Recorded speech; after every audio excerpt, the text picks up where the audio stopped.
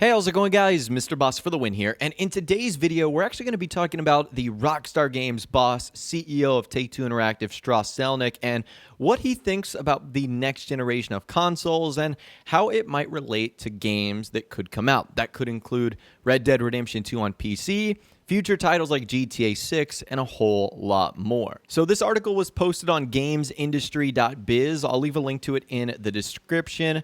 Strauss Zelnick is always one to have an interesting interview, and he was speaking at the Goldman Sachs Communicopia conference, and he and Take-Two are apparently ready for the next generation. And Strauss Zelnick told investors he doesn't expect next year's new systems from Sony and Microsoft to ramp up production costs in any significant way.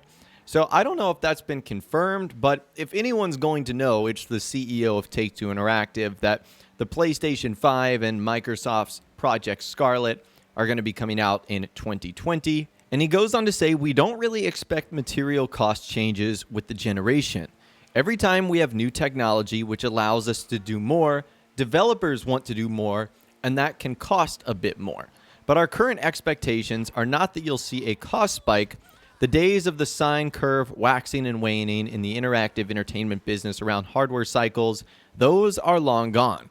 The transition from last gen to current gen was not taxing for us or for the industry. It's really the first time the industry's gone through one of these transitions without someone going bankrupt. And that's interesting, and it sort of begs the question, will Take-Two Interactive and Rockstar Games, for that matter, do something similar they did in GTA 5, where they end up releasing a game right before the life cycle of a console is up. So that's what they did with GTA 5, and then sort of re-release it once the console is about a year or two old, when we saw Grand Theft Auto 5 on the PlayStation 4 and Xbox One. Although I'm trying to think what games they could ultimately do that for. The only one I could think of is maybe Red Dead Redemption 2, but even then it might still be too far out for them to ultimately do that or to warrant remastering a game. So he goes on to say, the world has changed. When we consider a console release, the PC format can be 40 or 50% now of that revenue. 10 years ago, that number was 1 or 2%. Clearly, the world is changing. A previously closed system is indeed turning into an open system.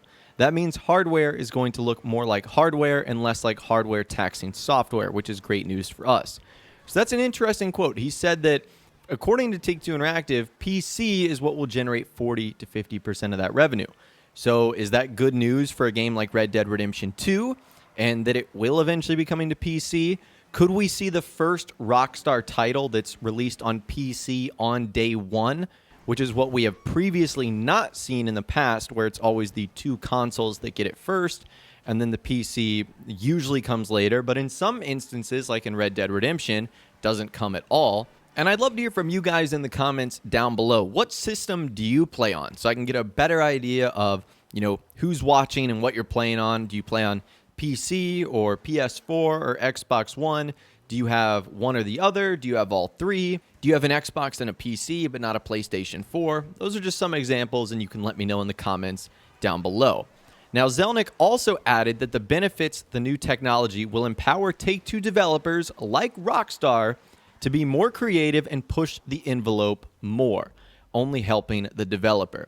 So I think we all know by now what Rockstar Games is capable of, and I think we saw that firsthand with Red Dead Redemption 2, just how much of a jump it was from Grand Theft Auto 5, which was already a masterpiece of a game. So it'll be amazing to see what they're able to come up with next, whether that's a game like Grand Theft Auto 6, whether it's a smaller title like Bully 2 or a sequel to that franchise. That just gets me really excited. Now, he finally goes on to say, I think it creates real opportunity, and we don't see it having any negative influence on our business or our catalog. So even though he didn't go into anything specific other than really mentioning that the PC format is now really profitable, I think this is just good news overall. For you guys that are PC gamers, hopefully this means that Rockstar is going to be taking that platform a bit more seriously and might be introducing games for that at the very start, instead of having a year or two delay like we've seen in the past.